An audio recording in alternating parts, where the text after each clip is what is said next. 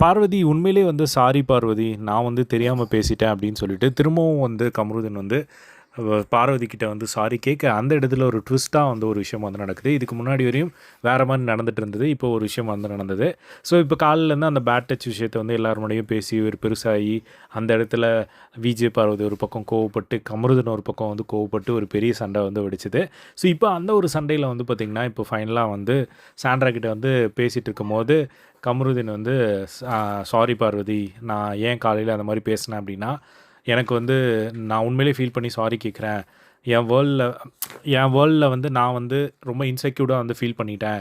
நீ சொன்ன விஷயங்கள்னால. நான் உண்மையிலேயே வந்து நான் மீன் பண்ணியெல்லாம் வந்து உன்னை சொல்ல பார்வதி அப்படின்னு சொன்னோடனே, பார்வதி செம்மையா கடுப்பாயிட்டாங்க. இங்க பாரு, நீ பண்ணுறதெல்லாம் என்னென்ன பண்ணுமோ, என்னென்ன சொல்லக்கூடாதோ, அது எல்லாத்தையும் வந்து எல்லார் முன்னாடியும் சொல்லிட்ட.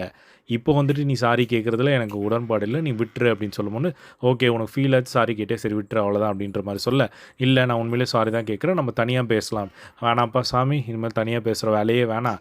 இதுக்கு மேலே நீ அந்த விஷயமே பண்ணாத அப்படின்னு சொல்லும்போது, இல்ல நான் உன்கிட்ட பேசணும்னு, இல்ல வேணாம் அப்படின்ற ஒரு விஷயத்த சொன்னோனே, அந்த இடத்துல வினோத் வந்து காண்டாயிட்டாரு. இங்க பாரு இதுதான் நீ திரும்ப திரும்ப பண்ணிக்கிட்டு இருக்கு. இப்போ பேசி என்ன பண்ண போற? அதுதான் அவங்க தனியா பேசுறதுக்கு ஓகே இல்லன்னு சொல்றாங்கல்ல. விட்டுரு. இதுக்கு மேல நீங்க திரும்பவும் வந்து இப்படி தான் ஒவ்வொரு வாட்டி சண்டை போட்டு திரும்ப பேசி, ஏதாவது ஒரு விஷயம் வந்து பண்ணிக்கிட்டு இருக்கீங்க. இப்போ அவளுக்கு இஷ்டம் இல்லன்னு சொல்றாங்க. விட்டுரு. அப்படிங்கிற மாரி வந்து சொல்லியிருந்தாங்க. அதுக்கப்புறம் பார்வதி வந்து, "நீ என்னை எவ்வளோ மோசமா ப்ரொஜெக்ட் பண்ணியோ எல்லாத்தையும் வந்து பண்ணிட்ட. இதுக்கு மேல நீ சாரி கேட்டாலும் எனக்கு ஓகே விட்டுரு. உனக்கு சாரின்னு ஃபீல் ஆச்சுன்னா விட்டுரு. இதுக்கு மேல நம்ம எதுவும் பேசிக்க வேணாம்." அப்படிங்கிற மாரி பார்வதி வந்து ஒரு முடிவு எடுத்திருக்காங்க.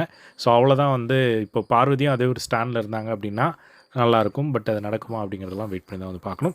இதை பற்றி உங்களோட ஒப்பீனியன் கமெண்ட் பாக்ஸில் ஷேர் பண்ணுங்கள். இதே மாதிரி எல்லா பிக் பாஸ் அப்படியே தெரிஞ்சுக்க நம்மளோட சேனலை சப்ஸ்கிரைப் பண்ணி சப்போர்ட் பண்ணுங்கள். தேங்க்ஸ் ஃபார் வாட்சிங். Yes bye.